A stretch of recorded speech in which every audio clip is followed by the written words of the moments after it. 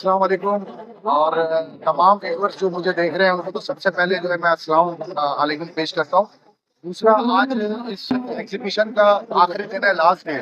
आज बहुत ज्यादा क्राउड जो है वो कराची से इधर सैर व तफरीह के लिए भी आया हुआ है, शॉपिंग के लिए भी आया हुआ है।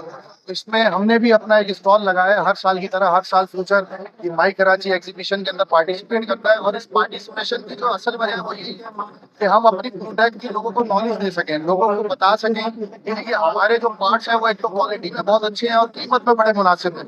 तो आप ये देखें कि आजकल जैसे कि महंगाई हो गई है कराची के अंदर, जो है वो स्पेशली लोगों के बिजली के बिल जो है वो बहुत ज्यादा आ रहे हैं। वो एक लोअर क्लास तबका और एक बिल्कुल मिडिल क्लास तबका ही बाइक यूज करता है। तो हमारी कोशिश यही है कि उसको हम ये बताएं समझाएं कि भाई एक तो हम क्वालिटी अच्छी दे रहे हैं और कीमत भी आपको बड़ी मुनासिब दे रहे हैं, ताकि वो पैसे जो आपकी बचत हो रही है वो आप उसको किसी और काम में इस्तेमाल कर सकें। बहुत बहुत शुक्रिया एक दफा।